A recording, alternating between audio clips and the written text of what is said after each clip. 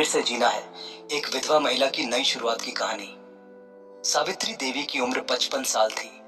पति को गुजरे 2 साल हो चुके थे और बेटे की नौकरी के सिलसिले में विदेश में बस जाने के बाद उनका जीवन जैसे रुक ही गया था। सुबह की चाय, खिड़की से बाहर ताकती निगाहें और पुरानी यादों से भरी आंखें, यही था उनका दिनचर्या। एक दिन उनके पड़ोस में रहने वाली मीरा, जो कि उनसे 20 साल छोटी थी, बोली, आंटी, आप हमेशा इतनी चुप क्यों रहती हैं? आपने कभी सोचा कि आपके लिए भी जिंदगी अभी बाकी है? सावित्री हल्का मुस्कुराई।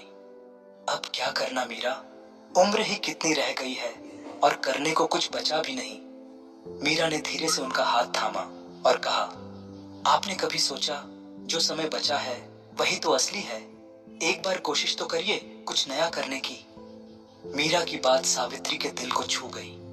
उसी शाम उन्होंने पुरानी सिलाई मशीन निकाली, वही जो शादी के वक्त मायके से लाई थी। मशीन थोड़ी जंग खा गई थी, लेकिन उनके सपनों की सिलाई शुरू हो चुकी थी। कुछ ही हफ्तों में उन्होंने पुराने कपड़ों से बैग बनाना, बच्चों के कपड़े सिलना और कढ़ाई करना शुरू कर दिया। मीरा ने उनकी मदद से एक छोटा सा इंस्टाग्राम पेज बनाया, सावीज क्रिएशंस नाम से। धीरे धीरे ऑर्डर आने लगे।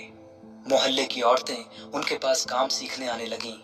सावित्री अब सिर्फ एक विधवा नहीं रही, बल्कि प्रेरणा बन गईं। लोगों ने उनके चेहरे पर फिर से वही चमक देखी जो वर्षों पहले खो गई थी।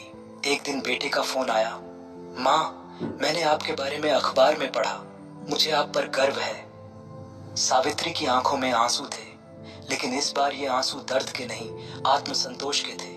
उन्होंने खुद से कहा, हाँ, अब मैं फिर से जी रही हूँ। उम्र कभी भी आगे बढ़ने की रुकावट नहीं होती।